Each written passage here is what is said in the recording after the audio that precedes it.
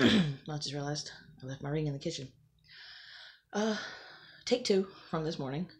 Um, I got a hold of the DSS lady, and uh, I've not heard from New Hope yet, so don't know what they could be doing. Um, Anyhow, I finally got a hold after about an hour of being on the phone this morning. Got a hold of the DSS supervisor, and um, if the center that our son is at is not willing to do their job and find his step down facility and facilitate onto um, getting him placed there, then, uh, like I said earlier, they apparently honestly cannot do an unsafe discharge. And if they try to force us or coerce us into, threaten us, basically, into picking him up when they know that he is not going to be able to be here, um, then they know that basically they're breaking their, I guess it would be their vow or their promise to do their best by their patients or their clients. Um, uh, we found out Friday, and I can say it now, that if push comes to shove, that what we are allowed to do is to say that he can't come here.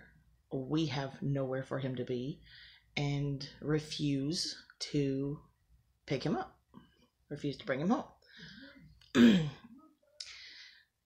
That means they have to call DCS.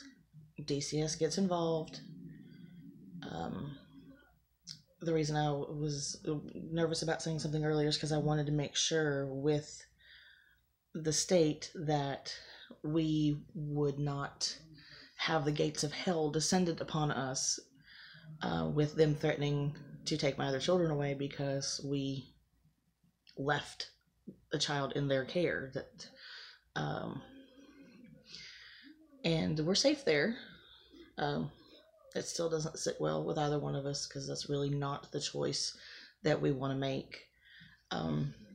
Fortunately for us, it is better to do it that way than to go up there and say, I surrender him to you.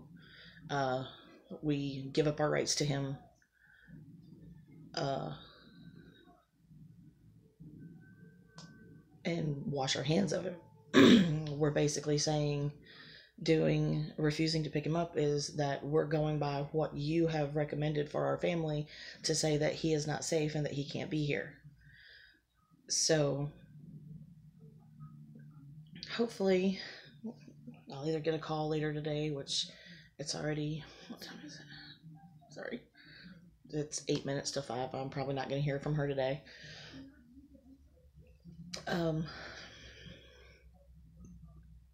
Maybe I'll hear from her tomorrow. If I haven't heard from her by lunch, I guess I'll try to call them again. I would really like to know something before we go on Saturday. That way, if we have to say it while we're there, we're a little better prepared mentally and emotionally to make that declaration and to stand by it.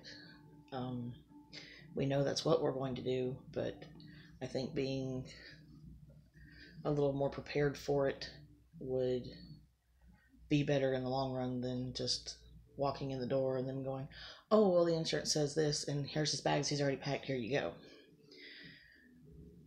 I don't want to have to look at him with his bags packed and say, no, we're not taking him. I would rather, be nice, quiet room visiting and have it come out there.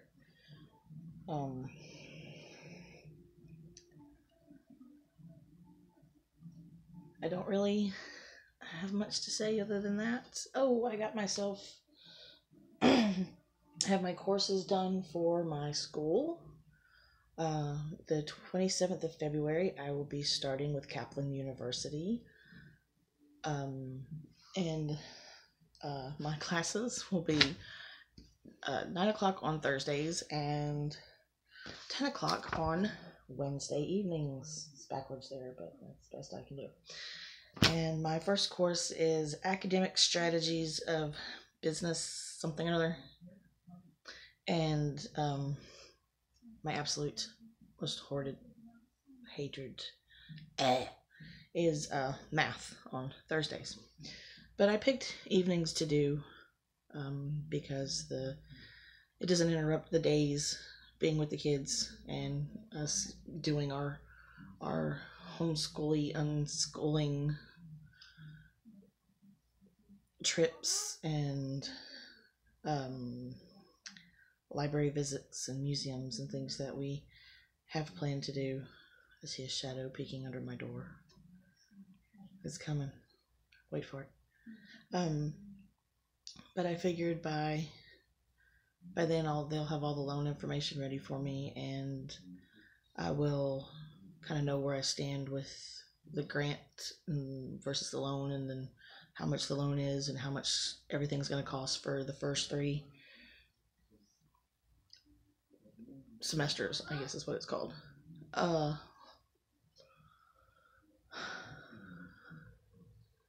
kids. But I got all that signed up today. We don't know when orientation is yet. And Kenneth just called me. Bless his little wretched behind. His lady, she sent him an email. I don't know if they got to talk or not, but he has to be there Sunday evening to check into the hotel. Hang on one second. Sorry. My baby wants me. We just got done watching Angry Birds together. He has to be there Sunday afternoon, evening-ish. We don't know exactly what time yet. He has to call back on Wednesday to find out. And he has to find out if they said that they have a shuttle for them to take on Monday morning from the hotel to the transport station.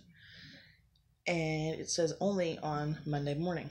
So we have to figure out, does that mean they'll pick you up and take you there, but they're not going to bring you back in the afternoons? And if they do it that Monday morning, are they going to do it at any other point in time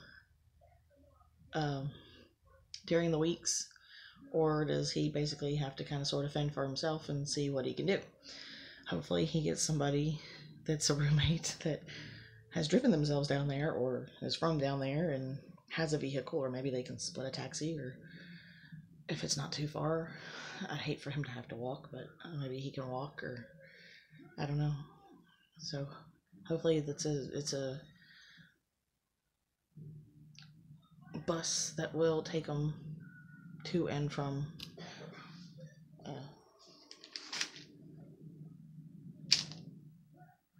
I really don't want him to have to walk to school. That would suck, especially not knowing how far it is from where he's going to be at. And my glasses are bugging me. I can see my reflection. It's really annoying. I think that's about all I went through. I wrote some things down for Wade, some scriptures from the Bible, and I was talking about earlier, and I didn't get it all out. I think I cut myself off one too many times and lost my train of thought. I was told by the last facility he was in when I called them, trying to get see if we could use them again if it was, sorry, I gotta get rid of that. That's annoying me. Sorry. To say if we could use them again if we needed to, if they could send him from South Carolina back to Tennessee. And one of the things she said they had not tested him for yet, and they were actually wondering if this new place that they had not tested him for yet, was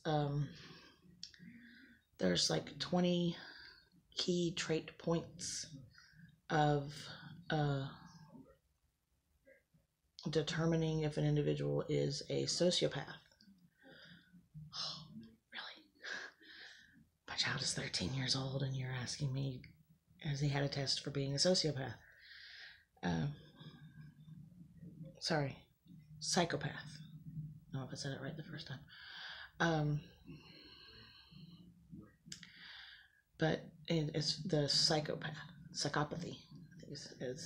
There's 20 points that they trait points, keys, whatever they call it, that they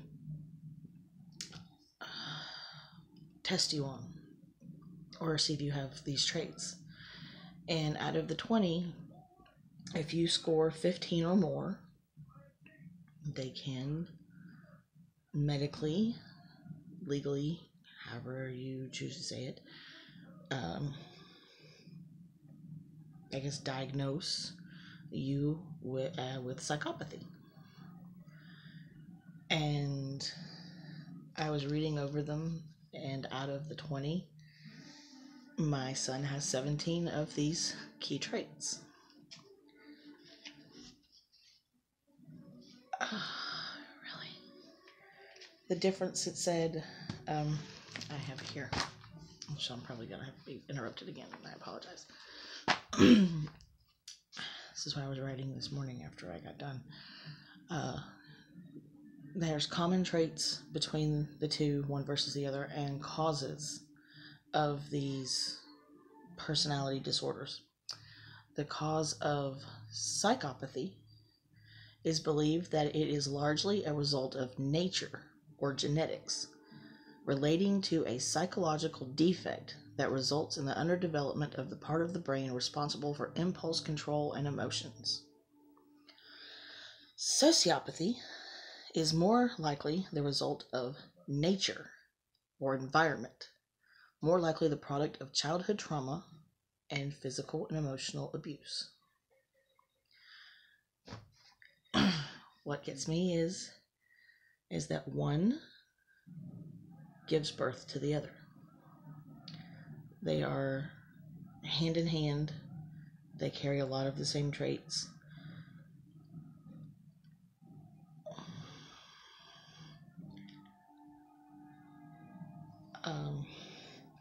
You can be made a sociopath, and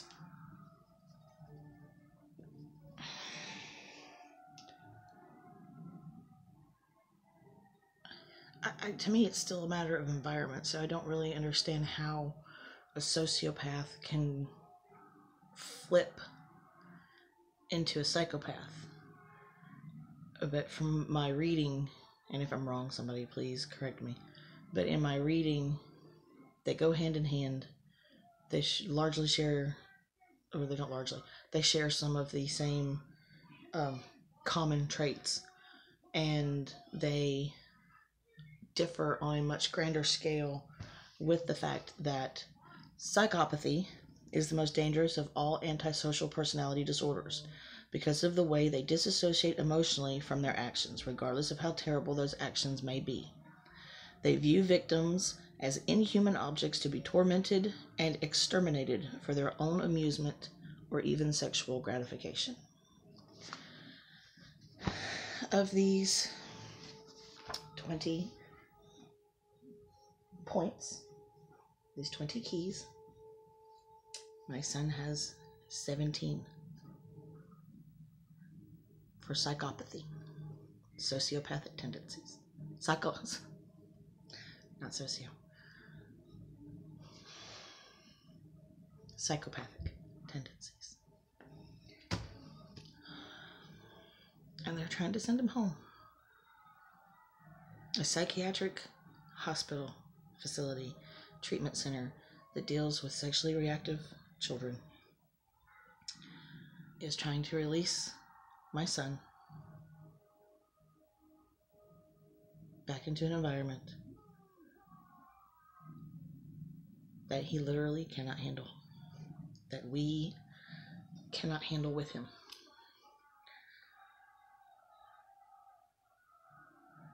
So we've had good things happen, new jobs, new school career paths, new cell phones, Well, I have mine, but he's got to get his. New adventures for the children. They're 4-H. Lots of work to do. And we're getting there, you know. We're trying to keep us together emotionally, mentally, and we're trying to keep Wade as involved in the family as possible, which is very, very hard to do because he has no concern to hear anything about any of us. He doesn't ask about anybody when he does bother to call. He just basically sits on the phone and doesn't do much of anything else. So I really don't know how well Saturday's gonna go. Hopefully he's not too angry with us. I can cross my fingers. I can pray. I can even break wishbone. But I know he's gonna be angry with us. And I know he's gonna try to turn it around and make us feel bad that it's our fault because it's our choice. But I would rather him be angry for a time and hopefully one day understand that this was the only thing that we could do versus him coming home and risk another incident happening or something worse and him going to jail as a child. Even if they let you out at 18, it's still there. It may not be found in any legal record, since when you're 18, your records are supposed to be sealed. But I've known people who have done very bad things as children, and they thought that they could never be caught doing it again, or never have it brought back up, and that be the one main thing that wound up screwing them in the end. And I don't want that to happen for him. Like I said, I would rather him be angry for a while and hopefully get over it and understand why we did it than for me to have to see him in jail. I can't even see him where he's at. I don't go to visit him because I don't see my baby anymore. I don't see the darling little Wade I fell in love with. The manipulations don't work on me anymore. What do they say? I've been to the puppet show and I've seen the strings. I've seen the mask come off and I've seen the horror behind it. And I just can't look at him anymore. I can't know in the back of my head and my heart what he's capable of and try to have my brain and my heart fight out irrationalities. So I told you I would let you know when I found out, and now all I'm doing is waiting for the facility to call to let me know if the insurance said he can stay or not. So I doubt very seriously I'll hear anything today. Like I said, it's already 5 o'clock. But there's always tomorrow. Thank you. Bye-bye.